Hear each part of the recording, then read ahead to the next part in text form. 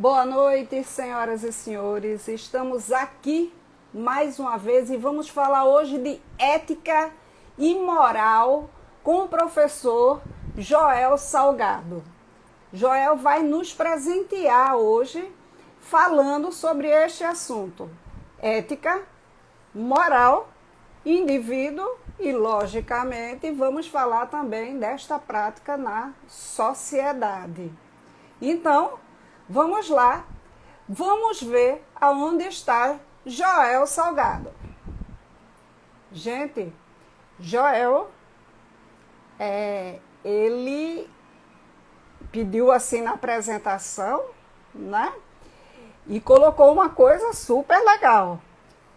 Ele é formado em Direito, Filosofia e fez uma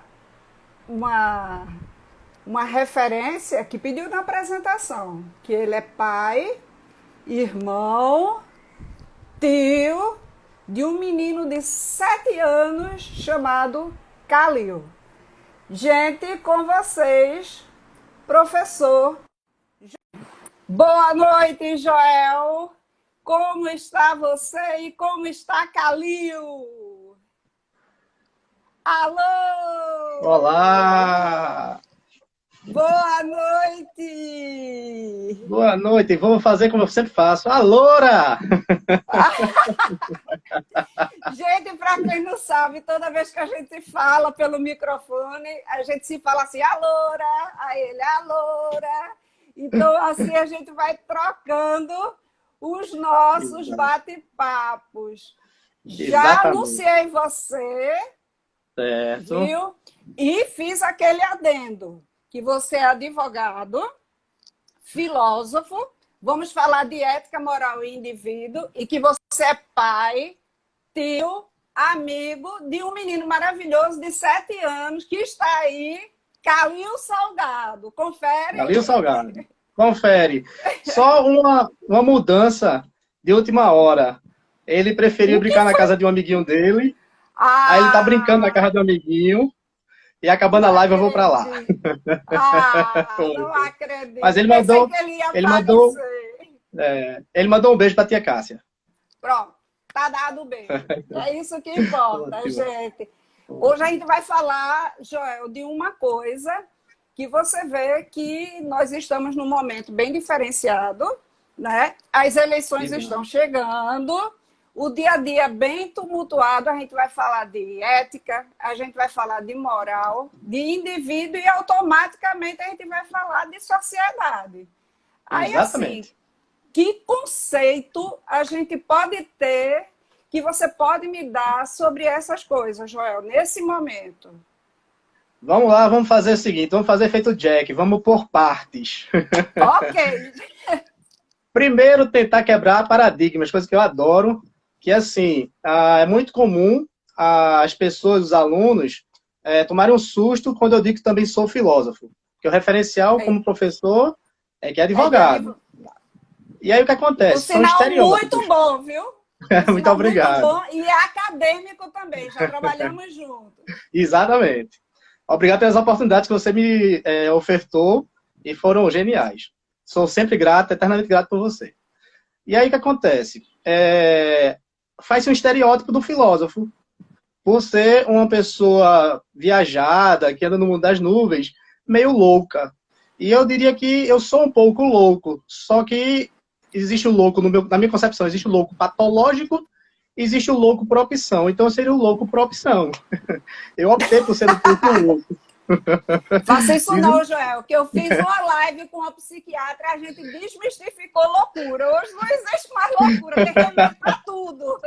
Olha, mas é a loucura que a gente optou por ser louco. E aí, onde é que eu quero chegar? É quebrar esse paradigma, quebrar esses preconceitos de que ética é algo difícil de entender, porque também tem moral, o que seria um referencial ético, o que é um referencial moral, o que é que a filosofia está fazendo aí com a gente.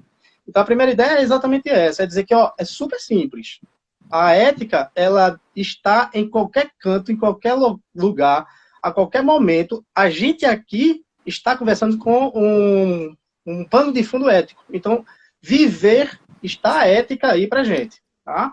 Então, a primeira coisa seria essa. Só que para conceituar, ética é um referencial ou um paradigma universal. Tá? É um paradigma que ele é aplicado independente do tempo e do lugar. Então, a gente teria aí, por exemplo, fazer o bem. Fazer o bem é um paradigma ético.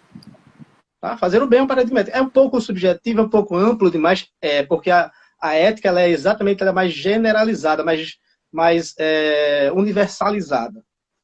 E aí, para compreender, a gente vem em choque com a moral. O que é que a moral tem para nos oferecer que é diferente da ética? A moral, ela bebe na fonte da ética. Porém, a moral ela é relativizada. Ela é para um determinado tempo, um determinado grupo, um determinado local. Mas, vê que interessante. Falei, não expliquei nada. O que é muito conceito. Esse é o problema. Exatamente. Esse é o problema do filósofo. Um exemplo prático. Pronto. Me dá aí olha o que eu vou exemplo fazer. prático. Olha o que eu vou fazer. Eu vou quebrar o entendimento que nós temos. O código de ética do profissional de psicologia não é código de ética. O código de ética... Joel, eu sou psicóloga ética. O código de ética do advogado não é um código de ética. Olha só. São códigos morais. São códigos morais. Agora, eles bebem na fonte da ética. E por que eles são morais? Olha só, agora vai ficar tudo claro. As regras que existem naquele código do psicólogo se aplicam ao advogado? Não. Se aplica ao psicólogo dos Estados Unidos, da França, da Rússia, o código de ética do psicólogo, da psicóloga do Brasil? Não. Por isso que ele é um código moral. Mas não adianta mudar o nome que ninguém vai aceitar nem vai entender. Mas como exemplo serve. Ou seja, esse conjunto de regras que nós temos são regras morais. São regras que estão limitadas a um tempo. Por exemplo, a questão do Código de Ética do Advogado, que recentemente foi alterado. É uma lei que rege a profissão através de princípios éticos, mas é uma lei moral. Não é um código de ética, é um código moral. Então aí a gente tem a diferença de ética e de moral. Aí a gente consegue com um exemplo prático. O problema é, nunca digam isso em canto nenhum, porque ninguém vai entender. Eu já ia perguntar aí, a moral entra nesse contexto aí? Tem algum caso que a gente possa dizer assim, isso aqui é moral? Você deu o exemplo do conselho que a gente recebe na faculdade, depois a gente se forma no conselho, no meu caso, no conselho de psicologia, que é o CRP, que depois que você se forma, você vai lá, faz um curso, recebe o código e vai fazendo o trabalho.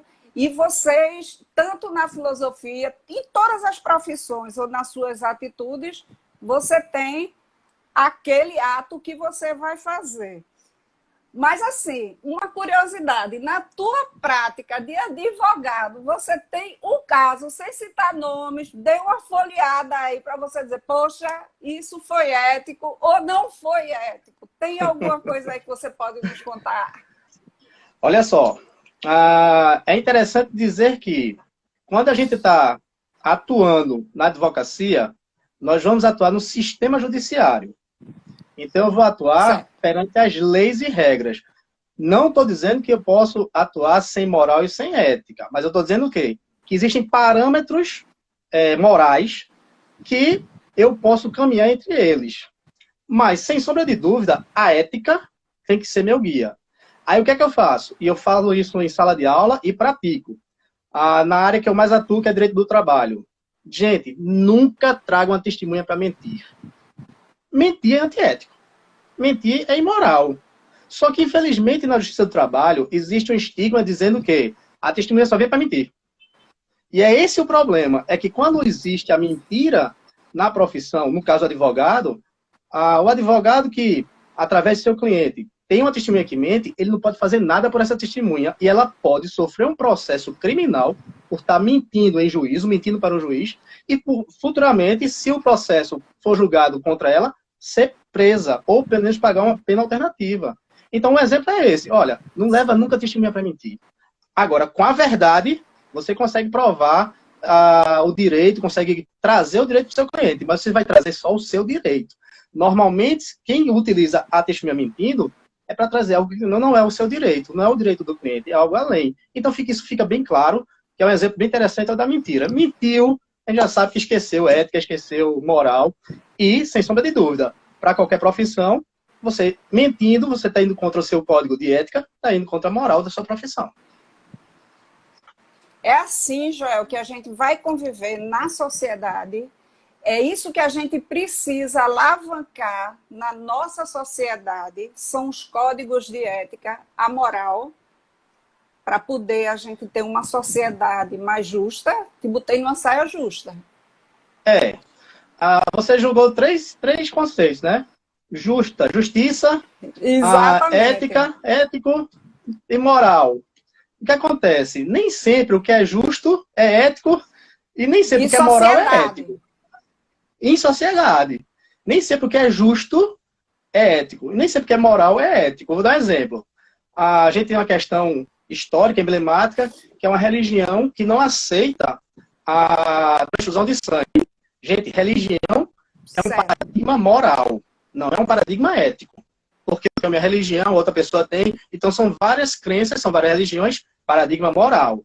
Mas a ética diz que tem que valorizar a vida, tem que preservar a vida. Então, quando tem esse choque de uma transfusão de sangue, numa pessoa que segue uma determinada religião, que não aceita a transfusão de sangue, você tem a questão de um choque entre moral e ética. E aí um profissional de medicina, ele opta por seguir a ética, independente da crença religiosa dele. Tá? E aí, o que é justo? Veja só, se é justo, é justiça.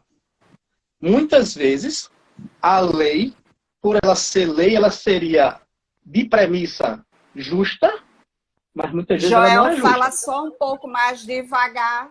Fala só um pouco mais devagar, porque a tua internet deu uma falhada agora. Aí tu fala um pouco mais devagar, que tá dando para ouvir numa boa. Certo. Então, o que acontece? Desculpe. Muitas vezes, o que está na lei, por ser lei, a premissa é que é justo. Porque para que a lei ela seja aprovada para a sociedade, um dos pilares é que ela seja justa. Mas não, existem casos que a lei não é justa.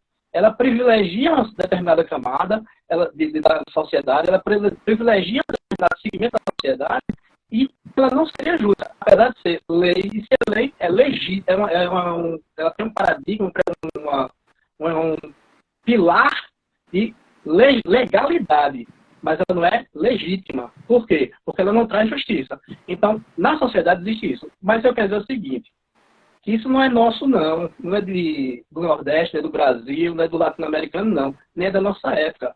Desde todo o sempre da existência humana, isso existiu. A gente tem um comparativo bem interessante, tá?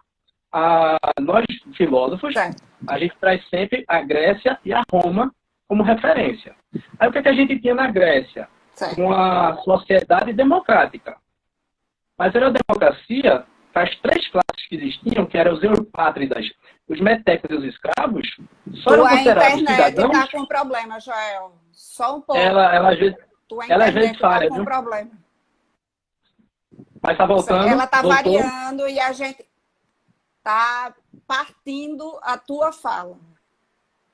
Tá, vou ver se eu, falando mais pausado, a internet me ajuda. Vamos ver, internet me ajuda aí. Bora. Eu paguei, tá em dia. Pronto. E aí o que acontece? Nós, na Grécia, nós temos três classes sociais. Das três, só uma é considerada cidadãos.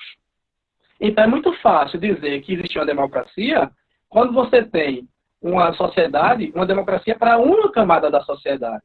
E olha que interessante, para cada um cidadão na Grécia, existiam 18 escravos. Então isso não era uma sociedade democrática.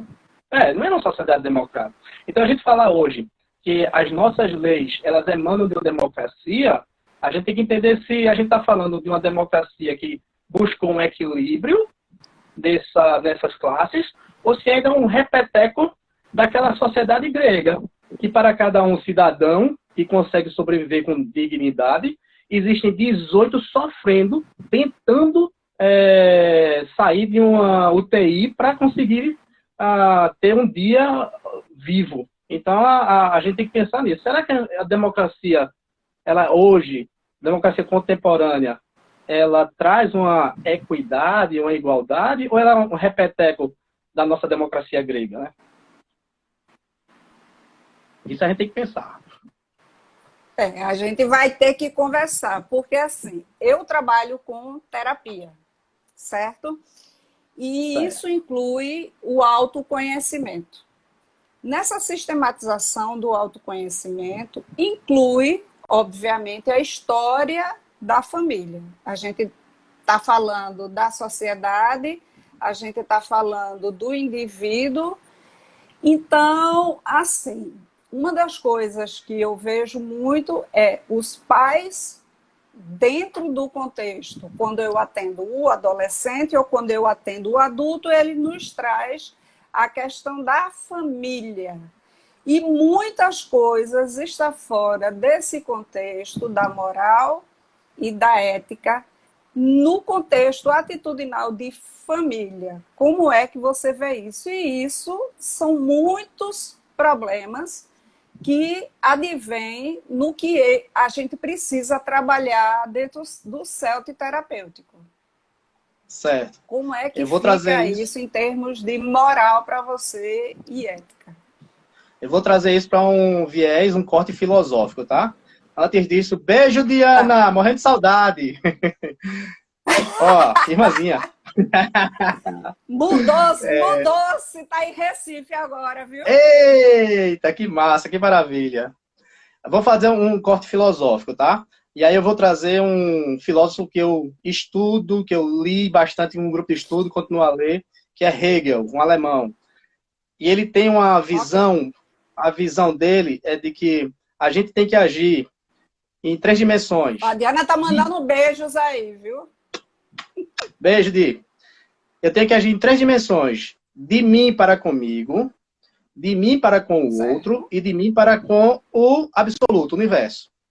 Então, se eu cuido de mim, se eu me preservo, se eu me respeito, se eu me valorizo e se eu consigo me ver como um ser humano, um ser de necessidades, de defeitos, de acertos e de erros, e consigo entender que eu sou imperfeito, consigo errar e consigo corrigir, eu consigo me ver nessa questão de paradigma filosófico para comigo mesmo. Então, eu consigo tratar de mim.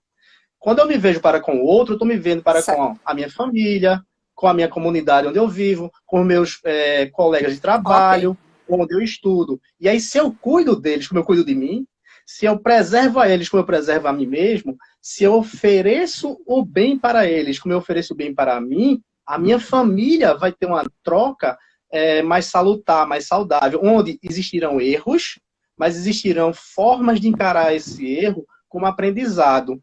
E, por fim, se eu. Obrigado. Se eu. Paula. Eu ia ler, viu? Se eu também pratico isso para o universo, para toda a sociedade, o que é que eu produzo? Eu produzo uma relação, a partir de mim, positiva, proativa, onde os outros vão perceber e vão terminar seguindo essa relação que extrapola aos grupos sociais menores, menores no sentido não de qualificação, mas de quantidade, que é família, trabalho, emprego, estudo, e externo isso para a nossa relação de ser social, de sociedade. Então, começa a produzir no âmbito maior, que aí o Hegel fala o absoluto. Então, minha relação de dinâmica entre mim para comigo, mim para com o outro, mim para com a sociedade, ela se torna muito mais humana. E aí facilita o convívio com a família, com os amigos, com a sociedade e com o ser político que nós somos. Certo. Eu posso trazer dois pensamentos para você, pequenininhos, de Oxe. Aristóteles, que iria ouvir a tua opinião. Uhum. Pequenininhos. Certo? Certo, certo, Vamos lá. certo, certo. Primeiro, o homem é um animal político. Ele afirma isso. Segundo, Certo. o saber prático. O homem tem o saber prático e o homem é o animal político. Vamos filosofar. Vamos lá. Valeu, Douglas. Oi, Ivan Gadelha, meu irmão gêmeo de mãe diferente. Olha só. O homem é um animal político. Traduzindo para conceitos da nossa sociedade contemporânea, o ser humano é um animal político. Ótimo. Político porque o político que ele fala é da polis. Polis grega é cidade, né? A origem do termo polis é cidade. Então, o ser humano é um animal que vive na cidade. E é verdade. Seja essa cidade uma metrópole, seja essa cidade mais urbana, mais no interior, mas são cidades. Nós temos o sentido gregário, o sentido de agregar, de se juntar em polos, em cidades. E aí, realmente, o ser humano, Agora nesse não, sentido... viu? Agora a gente tem que se isolar. Mas Concordo. vamos nos agregar futuramente. Cada qual mas seu vamos fazer... agora. Vamos fazer a tradução para o que nós temos hoje. Continuamos gregários através dos meios digitais. Continuamos buscando nosso convívio à distância, mas junto, pela internet, pela nossa ligação globalizada. Então, isso é verdade. Então, desde todo sempre, os seres humanos buscaram, primeiro, formar grupos que eram nômades, depois se estabeleceram em locais que eles podiam caçar, cultivar e pescar, e aí começou a formar os primeiros grupos sociais e origem de cidades, e, querendo ou não, hoje a gente vê que as metrópoles são cada vez mais ocupadas, porque o ser humano quer estar naquele centro que produz mais dinheiro, que produz mais entretenimento, que produz mais possibilidades de praticar saúde e esporte. Então, isso é verdade, tá? Agora, a segunda frase, você falhou um pouquinho. Vou pedir só para você repetir a frase. O homem e o saber prático. O homem e o saber prático. Ótimo, vamos lá. Ética, ela tem a origem na Grécia, o termo grego, de ethos, que significa modo de ser ou caráter. Moral tem a origem no latim de mores, que é costumes. Percebam que as duas origens tratam de comportamento. A ética é de um paradigma, de um princípio comportamental, e a moral de uma prática comportamental. Então, o saber nada mais é do que você transformar este conhecimento em prática. Agora, um detalhe interessante. O ser humano, ele nasce amoral. E por que ele nasce amoral? Porque ele não tem parâmetros do que é certo e errado, nem o que é bom e o que é ruim. E com o passar do tempo, com a construção da educação, ele vai adquirindo princípios morais. E aí sim, cada vez mais praticando dia a dia, a todo momento, os princípios morais, você vai transformando o saber em prática moral, que transforma a sociedade não só pela educação, por o saber no sentido acadêmico, mas o saber no sentido convívio, porque o ser humano é um ser relacional. E aí a gente produz relações. Quanto mais relações baseadas numa moral para o bem do outro, o fruto, o resultado vai ser sempre positivo para a sociedade. A gente vai ser mais humano, a gente vai saber cuidar muito mais do outro. E aí sim, por isso que o paradigma moral, ele é realmente colocar o saber na prática, que moral é prática. Moral é praticar todos os dias. E a ética, por quê? Porque a moral vai beber na ética. E a ética também é praticar todos os dias. Okay? Em todos os momentos. Agora, eu vou te trazer, porque eu não vou me atrever a cantar, mas eu vou ler um trechinho da música de Cazuza, que eu acho que extremamente atual.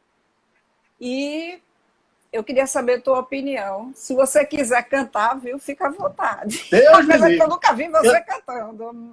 Eu desafio em parabéns. Eu desafio cantando parabéns. Deixa para Ivan Gadelha. Ivan Gadelha, a gente chama ele. Deixa para ele cantar nas lives dele. Mas vamos lá. Certo. Um textinho da música de Cazuza. Valeu, Ludimar. Tua piscina está cheia de ratos. Tuas ideias não correspondem aos fatos. O tempo não para. Eu vejo o futuro repetir o passado. Eu vejo o museu de grandes novidades. O tempo não para. Olha lá. Cazuza, eu acho que mais do que nunca está Vamos lá. explicando o que está acontecendo Uhum. agora. Oi, Carlinhos. Tudo bom, Carlinhos? Ideologia. Veja só. Ideologia. Eu quero uma para viver. A piscina sempre vai ter ratos. Tá? Nosso ambiente relacional do ser humano sempre vai ter ratos, gatos, cachorros, crianças, idosos, pessoas da nossa idade, Não pessoas de falei cachorro formação. não, tá? Tem que ser cuidado, né, para falar de cachorro. Então, o que acontece? Isso é o nosso ambiente. Ele sempre vai existir, sempre vão existir, sempre vai existir essa diversidade, sem sombra de dúvida, tá? Agora, a gente tem que ter cuidado para a gente não priorizar o lado negativo. Não achar que 90% é de ratos. E, particularmente, eu entendo, posso até estar otimista demais, que a maioria da sociedade, da população, a maioria dos seres humanos, nós somos bons. Existem ruins? Existem. Só que a atitude ruim, ela parece mais do que a boa. E aí ele fala também, Cazuza, da questão de que parece que está repetindo. Sem sombra de dúvida, a visão histórica, ela é cíclica. Mas ela é cíclica com respeito ao filósofo Heráclito, pensador Heráclito. O mesmo homem não entra no mesmo rio duas vezes. Por quê? Porque não será o mesmo homem, nem será o mesmo rio. Gente, leia o mesmo homem, leia o mesmo ser humano, porque a gente tem que atualizar esse conceito. O mesmo ser humano não entra no mesmo rio duas vezes. Então, a história ela pode ser cíclica por ela nos trazer fatos semelhantes acontecendo de novo. Mas eles nunca serão iguais. O bom disso é que a experiência e o conhecimento com o passado faz com que a gente erre erros novos. E a gente aprenda a não errar os erros que já aconteceram. Sem sombra de dúvida, Cazuza está dizendo isso aí, tá? E ele fala mais da ideologia, né? Olha só. Ideologia, eu quero uma para viver. Agora cá viver. para nós, viu? Carlinhos está dizendo aqui para a gente cantar. Carlinhos, deixa para Ivan Gadelha, viu? Porque não tá mandando a gente fazer uma dupla aqui, cantar esse trecho. Não vai dar, não, Deus me livre. Não vai rolar, não. Deus me livre. Olha, como você sabe, eu gosto de polemizar um pouco, tá? Ideologia, aí ele fala buscar suas ideias, ter seus direcionamentos e aplicar. Só que eu jamais teria a ideologia de Cazuza.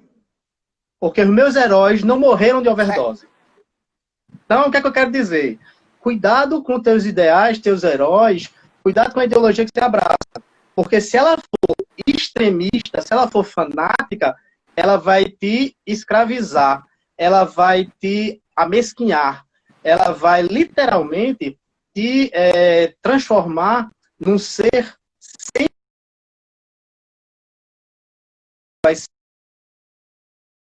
idolatra, que você endeusa, que você defende a qualquer custo. Me parece que falhou um pouquinho a internet. Falhou eu ia um pouquinho. pedir para tu repetir, foi. Fala um pouquinho, volta aí. Certo. A fita Volto, um pouquinho. Da então, nossa época o risco, tem fita. que era isso, eu vi no documentário, você quer isso não. Eu vi, o problema, o risco da ideologia é você se tornar fanático pela ideologia, você se tornar escravo daquela ideologia, você endeusar aquela ideologia, porque aí você deixa de conseguir criticar aquela ideologia e aí você só vai achar que ela é a certa. E o que mais o filósofo faz?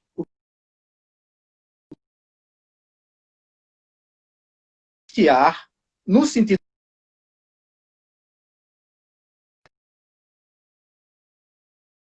para melhorar a sociedade. De novo, parece falhar um pouquinho a internet. Oi, Evelyn.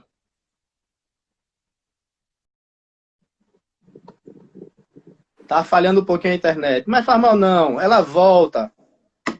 A internet falhou um pouquinho, mas volta, tem bronca não. Não foi? Não falhou um pouquinho? Travou de novo.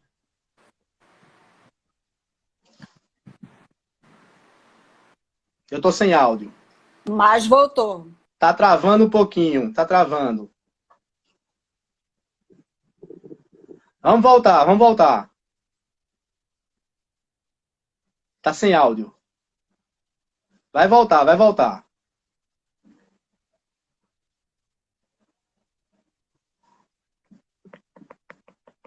Eu continuo sem áudio, eu continuo sem áudio.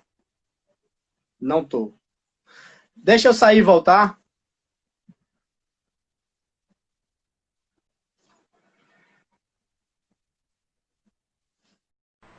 Oi, pessoal, voltamos, tivemos um probleminha na internet, muita gente fazendo live, então vamos chamar Joel mais uma vez aqui, vamos lá, Carlos Santana já entrou, estou esperando Joel, Evelyn Carine, obrigado por estar aqui, pronto, Joel entrou, vamos continuar.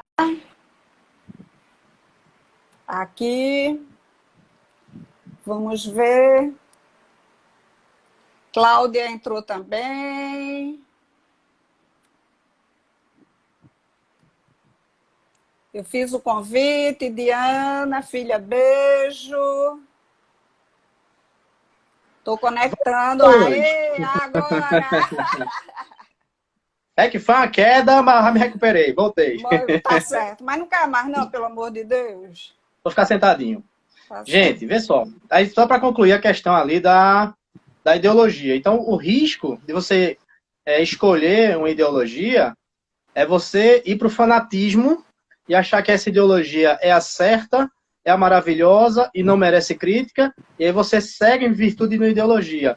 E a coisa mais comum que nós temos na história é o amadurecimento de conceitos, o amadurecimento de posturas, a evolução de ideias e ideologias. Então, é só esse comentário meu sobre escolher a ideologia, cuidado, para não ficar viciado num conceito fechado. Limitar os pensamentos, ter sempre aquela aceitação. É como colocamos eu não sei o nome, aquilo no cavalo, sempre está refletindo aquilo que você está recebendo e ver se aquilo é bom para você. Que é que eu pergunto muito. Isso vai fazer bem a você? Isso Ótima pergunta. Vai te trazer alguma coisa? Então, assim, sempre me faço essa pergunta e pergunto às pessoas que fazem esse trabalho comigo. Joel, eu tenho uma frase que eu perguntei, tipo um bate-volta, e conversando, que foi o mês dos psicólogos, né? Parabéns! Eu sei! E quando foi o dia do advogado, eu mandei para você também seu parabéns, você mandou para mim. Mas olha só, eu adoro muito Gandhi, eu leio muito, eu li a biografia, leio algumas coisas que ele escreveu, e tem uma frase de Gandhi que eu acho ela muito oportuna. Deixa eu ver se tá aqui. Ah, não. Era um livro de Gandhi. Tá aqui, não. Poxa. E ele fala assim: a única revolução possível de existir é a de nós mesmos. Gandhi afirma isso. E eu pergunto a você, qual a tua frase? Bora lá. Começando a dizer que dia do filósofo foi dia 16 de agosto, mas ninguém sabe, ninguém comemorou, ninguém deu parabéns. Parabéns! Olha que coisa boa, em agosto tem o dia do advogado, o dia do filósofo, meu aniversário e o aniversário do meu filho. Olha só, que coisa boa. Eu dei parabéns para todo mundo, viu? Bem. Eu, como você sabe, eu gosto de ser polemizar um pouco no sentido de buscar uma perspectiva diferente. Usar aquilo que Sócrates, que eu sou apaixonado pelo Sócrates, Platão e Aristóteles, que é o berço da filosofia, e Sócrates fazia o quê? Sócrates fazia um jogo de perguntas e respostas, onde a própria pessoa que perguntou trazia a resposta no pensar. Era um tal de expor, tirar de dentro a sua resposta. E chama-se isso maiêutica, tá? Onde eu quero chegar? Eu quero chegar para você para dizer o seguinte: eu não tenho uma frase, mas durante minha curiosidade e meu estudo, eu sempre tive um verbo. E lá Certo. onde nós ensinamos, nós trabalhamos juntos, na faculdade lá em Pojuca, eu tinha uma aula só sobre este verbo, que é o verbo cuidar. Então, se eu cuido, se eu tenho a postura de cuidar de mim, do outro, da sociedade, eu vou estar sempre, naturalmente atento a cuidar do outro. E com o passar do aprendizado, e a gente ensinando, a gente aprende mais do que ensina, e eu tive a grata surpresa e a grata, sei lá, benesse de Deus de conhecer uma aluna que é psicóloga. E ela me ensinou outro termo, acolher. Ó, que psicólogo é bom demais. Adoro a ideia do psicólogo. Você sabe que eu tenho um desejo meu, um dia fazer psicologia. Vai chegar. Então, o que acontece? Eu juntei. Eu vou contar uma fofoca aqui, nem termino. Quando voltávamos, gente, de Ipojuca para Recife, que trabalhávamos lá, olha, aquele carro, se falasse, porque era assim, filosofia, era para enlouquecer. Era. O que a gente falava. Isso é Coitado verdade. daquele carro, porque explodia assim, olha, era reflexões e mais reflexões. Muitas. E aí, o que foi que eu Então, passei a fazer? Eu aprendi esse termo, aprendi o termo acolher e juntei. Então, para mim, uma postura, uma forma de ser humano é cuidando e acolhendo. Então, eu uso esses dois verbos, cuidar e acolher. Se eu faço isso comigo, se eu faço isso com o outro, se eu faço isso para a sociedade, a minha vida humana, meu ambiente de relacionamento, minha relação humana, ela vai ser, sem sombra de dúvida, filosófico, psicológico, prático, positivo, proativo, empreendedor, vai ser sempre melhor. Então, eu não tenho uma frase, eu tenho duas posturas. muito bem. Então, no meu bate-volta, assim, um passatempo. Agora é Joel. Um passatempo. Meu passatempo? Aventuras. Adoro esporte de aventura. Praticar, organizar, tá no meio do mato, perdido e sentindo o cheiro de mato. Todo melado de lama, bicicleta, correndo, fazendo rapel, remando. É no meio do mato. É Minha gente, eu aventura. vou contar uma fofoca a vocês. Uma vez, Joel chegou todo melado de lama, acabado, a perna toda esfoliada e contente, feliz da vida, não sei o que. Eu disse, mas Joel, o que é isso na tua perna? Aí ele disse, urtiga. A gente foi fazer uma trilha e as urtigas parou, não sei o que. Eu digo, mas Joel, que esporte é esse? Ele disse, eu estou tão feliz. O pé todo inchado, a perna toda esfoliada, e ele feliz, contente da vida, todo melado de lã, feliz e contente da vida, porque estava fazendo o que gosta. E é isso que eu digo que é o autoconhecimento. Você estava lá, cheio de urtiga, coçando, ainda foi para o hospital e super feliz porque estava fazendo o que gosta. É isso A gente que eu falo. Pode fazer marketing. Você tem 10 segundos. Minha equipe Extremos de Aventura, a gente vai fazer uma aula prática 20 de setembro na Arena Pernambuco. Entra lá, Extremos de Aventura.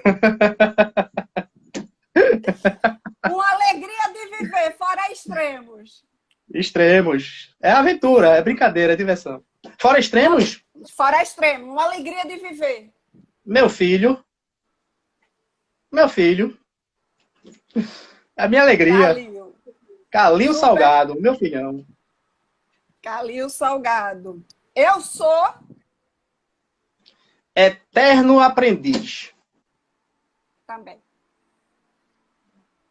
Eu acho que todos os dias, quando a gente abre os olhos, a gente tem que ter essa sabedoria de dizer assim, hoje eu vou aprender mais alguma coisa. Ou não dizer, mas estar aberto para fluir isso.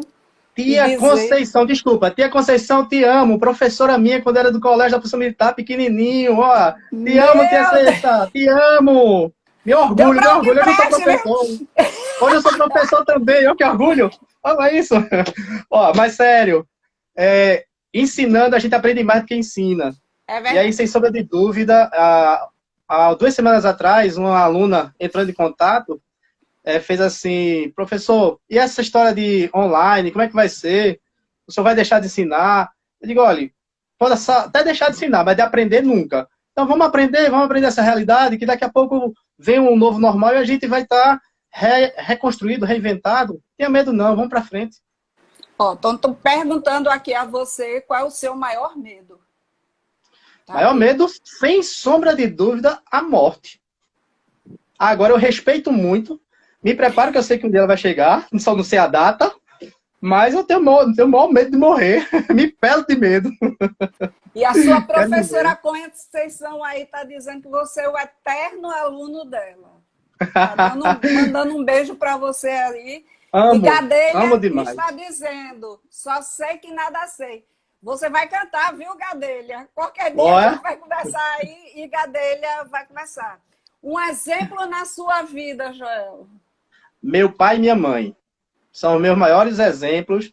Meu pai, sem sombra de dúvida, ele é um cara que tem a honestidade, a retidão desenhado nele, tatuado nele, e a honra, o carinho, o ser como a mãe é amável, de abraçar. Então, sem sombra de dúvida, meu pai e minha mãe.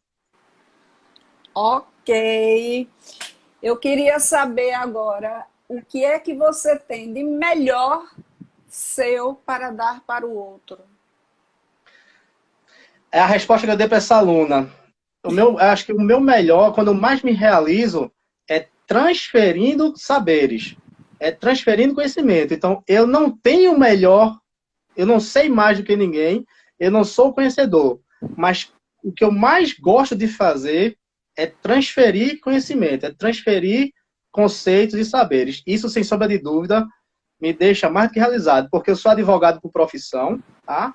Eu, por satisfação pessoal, sou aventureiro, adoro aventura, mas aquilo que me deixa sublime, filosoficamente realizado, é transferir, é ensinar, é lecionar, sem sombra de dúvida. É maravilha. Pergunta aqui, uma realização do Realização futuro. futura, sem sombra de dúvida, é fazer com que meu filho tenha uma condição de consciência, e aí eu falo bem psicologicamente, de ciência e consciência e cognição, que faça com que ele consiga atingir os objetivos dele pelo lado bom. Não estou falando financeiramente, estou falando de conseguir fazer com que ele se constitua um ser humano proativo, que enfrente dificuldades, que saiba sempre superar seus limites. Esse é meu objetivo futuro.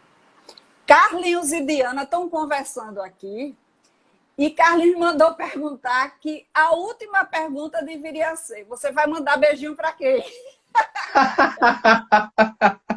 Para meu pai, minha mãe, para você, Xuxa. Realmente era assim, né? Pra Xuxa!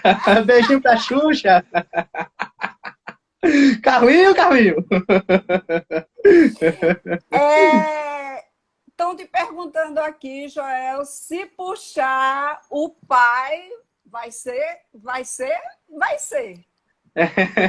É meu objetivo, é seguir o caminho do meu pai e da minha mãe, né? Meu pai como advogado, promotor de justiça, então eu segui esse lado. E minha mãe como professora, que também os dois seguiram esse caminho. Então estou seguindo o caminho dos dois. E aí estou tentando chegar lá. Agora reconheço que para chegar na história de meu pai, com 50 anos de formado na área jurídica, e da minha mãe, com tantos anos que foi professora, eu ainda vou ter que ralar muito. Mas eu tô distante, mas tô lá, tô no caminho. Joel, eu tô te dando 5, 10 minutos para você agradecer a quem você quiser, a tua propaganda pessoal. E desde já agradeço com muito carinho por você trazer esses esclarecimentos sobre ética, sobre moral, sobre o indivíduo, sobre a sociedade e ser essa pessoa que você é. Essa nossa convivência, não estou jogando confete e a mesma forma de convivência com muito carinho, a honradez da pessoa que você é e que você fala e que você age. E seu filho tem muito, muito orgulho, eu sei disso, de ter um pai como você. E seu pai e sua mãe também, que eu já ouvi isso. Vai Então, fazer chorar assim, não, né? não, mas a nossa convivência sempre foi extremamente salutar, sempre viajamos nas ideias, né? E Uhum. isso construiu uma coisa maravilhosa em termos de Valeu, Gadelha. amizade, convivência e de muito carinho, que eu quero te agradecer. Tudo isso é gratidão, muita tranquilidade que eu tenho para te dizer tudo isso. Agora é você.